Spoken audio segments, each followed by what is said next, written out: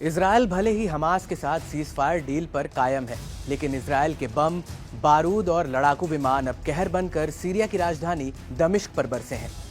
Israel के लड़ाकू विमानों ने सीरिया की राजधानी के दक्षिण में एक शहर पर हवाई हमला कर उसे दहला दिया है। रिपोर्ट के मुताबिक हवाई हमलों के अलावा इजरायली सेना सीरिया के कुनेत्रा क्षेत्र और दारा प्रांत के कस्बों में आगे भी बढ़ रही है। रात भर चले इस हमलों में दारा, अल सुवेदा, कुनेत्रा और दमिश्क के ग्रामीण इलाकों को निशाना बनाकर तेज हवाई हमले किए गए। इसके अलावा राजधानी दमिश्क के ऊपर से भी इजरायली सेना का विमान गुजरा।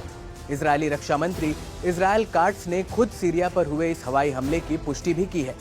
इजरायली सेना ने बताया कि आईडीएफ ने दक्षिणी सीरिया में सैन्य ठिकानों पर हमला किया, जिसमें कमांड सेंटर और हथियार रखने वाली कई जगहें शामिल थी।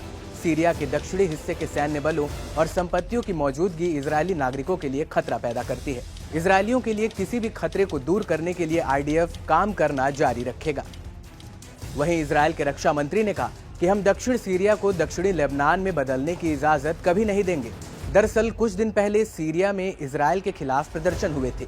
सीरियाई नागरिकों ने मांग की कि इजरायली सेना सीरिया से वापस जाए, क्योंकि असद के पतन के बाद से इजरायल सेना सीरियाई क्षेत्र पर कब्जा कर रखा था। इजरायल का मानना है कि अगर सीरिया सेना के हथियार एसटीएस के लड़ाकों को मिल गए तो वो इनका इस्तेमाल इजरायल पर हमला करने के लिए कर सकते हैं। और इसी कड़ी में इजरायल के प्रधानमंत्री बेंजामिन नेतन्याहू ने हाल ही में कहा था कि इजरायल दक्षिणी सीरिया में एसटीएस या देश के नए शासकों के संबंध में किसी भी अन्य ताकत की उपस्थिति को बर्दाश्त नहीं करेगा।